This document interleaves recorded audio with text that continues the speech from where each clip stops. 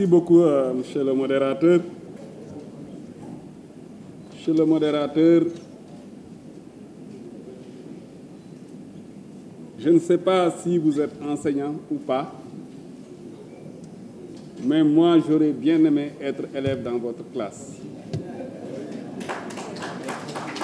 J'avais pris des notes, mais c'était surtout sous forme télégraphique, par des mots. Parce que quand je prends note, je ne prends que des mots. C'est après que je réfléchis au contenu.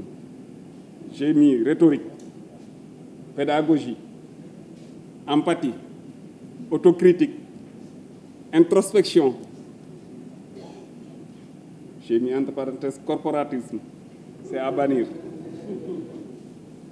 J'ai mis formation, cadre de dialogue, cadre juridique, vulgarisé, ainsi de suite. Donc, autant de mots que je relève.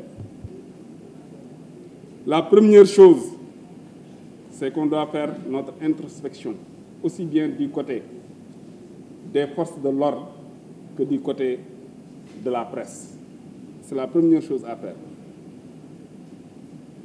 Il faudrait faire preuve d'empathie, se mettre à la place de l'autre. Quand on est à la place de l'autre, quand on exerce de la violence, si on se met à la place de l'autre, on n'aimerait pas qu'on exerce de la violence sur nous-mêmes.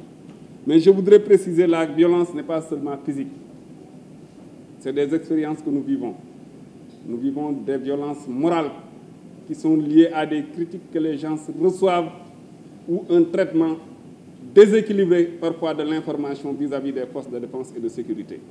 Ce n'est pas un plaidoyer, c'est la vérité. Je pense qu'on a donné ici l'exemple du traitement qui a été fait de certains faits.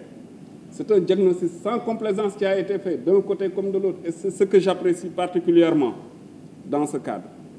Mais je voudrais donc qu'on retienne surtout les recommandations, les grandes recommandations qui ont été donc dégagées aujourd'hui. Nous sommes tous d'accord donc qu'il nous faut un cadre de dialogue, d'échange. Ils ont dit même un cadre perpétuel, c'est-à-dire pas ponctuel, un cadre qui doit continuer. Le dialogue doit s'instaurer entre journalistes et membres des forces de défense et de sécurité. La deuxième chose sur laquelle nous sommes d'accord, c'est la perpétuation de l'initiative que nous venons de mettre en place. Là, je vais vous lancer un défi. Aujourd'hui, c'est nous qui avons organisé. Nous vous avons laissé la parole. Aucun policier n'a pris la parole. La prochaine fois, nous souhaiterions que ce soit les journalistes qui organisent et qui nous invitent et qui nous laissent la parole pour qu'on puisse dire nous aussi ce qu'on a à dire.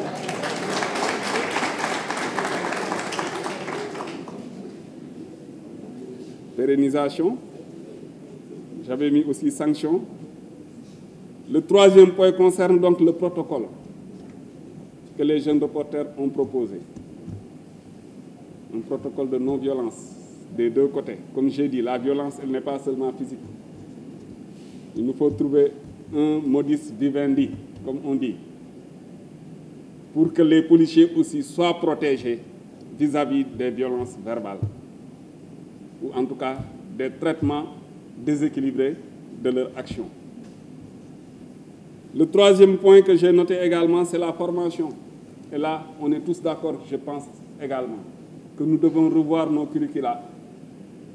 Et ça, je le dis pour toutes les forces de défense et de sécurité, pour qu'on intègre aussi dans nos curricula de formation, donc cette prise en charge de la liberté, cette prise en compte de la liberté d'information avec tous ses corollaires, la protection juridique du journaliste, la nécessité de prendre en compte les cartes de presse, tout un ensemble de packages que nous, en tout cas, nous ferons l'humilité de pouvoir prendre de vous en termes d'enseignement, en termes de modules que vous mettrez à la disposition de ces écoles de formation, que vous pourrez même dispenser à notre niveau. Nous vous demandons tout simplement d'avoir la même humilité, d'accepter dans vos écoles de formation que des curricula soient inclus pour la prise en compte des nécessités parfois du maintien de l'ordre. Le maintien de l'ordre pour ceux qui ne le connaissent pas, c'est un concept en fait. Dans sa mise en œuvre est très dynamique. Ce qui peut être tout de suite une zone de sécurité peut se déplacer en fonction des circonstances, en fonction de la violence des gens. Et ce qu'on peut vous permettre de faire pendant un temps ici peut s'avérer ne pas être judicieux pendant un temps Y, en raison des circonstances. C'est ça qu'il faudra que les gens comprennent. Et ça aussi, nous avons le devoir, en tout cas nous ferons le devoir à chaque requête de venir dispenser la formation qu'il faut à vos journalistes, à vos élèves journalistes, pour qu'ils puissent en tout cas prendre en compte également nos préoccupations. C'est toujours donc dans ce cadre de dialogue et de formation. J'ai également noté comme point sur lequel nous pouvons être d'accord la mise en place, la nécessité, c'est une nécessité même de mise en place de mécanismes de gestion des différends. Parce que je pense que même entre deux cousines, comme l'a dit, je reprends le terme de Djedjou, entre deux cousines, il peut y avoir des problèmes, des malentendus. Nous aurons besoin de sages qui sont là. Nous avons des anciens qui sont là. Vos anciens sont là, c'est des références. Hein? Vous avez des responsables de haut niveau, nous en avons. Donc nous devons faire en sorte qu'il y ait ce cadre, en tout cas de gestion, s'il y a des problèmes de différents, et que les gens évitent d'attiser. Parce que comme vous dites, nous sommes tous Sénégalais, nous sommes entre Sénégalais. À la fin des comptes, nous serons ensemble. Je pense qu'en 2021, pendant une période, il y a eu des confrontations. Aujourd'hui, nous sommes là en train de discuter entre Sénégalais. Et c'est ce qui va arriver forcément. Donc, la mise en place de ce cadre, ou en tout cas de ce mécanisme de gestion des différends, moi, j'y adhère forcément. Et il serait souhaitable, et ça aussi je l'appuie fortement, qu'il y ait des points focaux qui existent d'un côté comme de l'autre pour prendre les préoccupations des uns et des autres. Je pense qu'il est nécessaire parfois même, parce que des opérations, en dehors des opérations, ce n'est pas seulement dans le maintien de l'ordre que les journalistes interviennent en même temps que nous. Il y a des journalistes qui participent à des opérations de police, des opérations de sécurisation. Il y a des journalistes qui, en tout cas, font des rapports sur des enquêtes, des articles sur des enquêtes judiciaires qui sont en cours au sein de la police.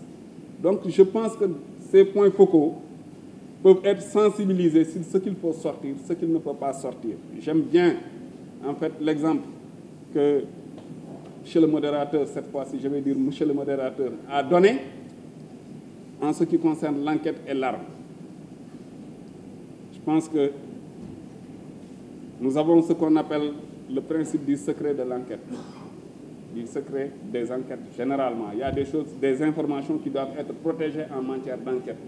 Ça aussi, il faut que les gens soient conscientisés par rapport à ça.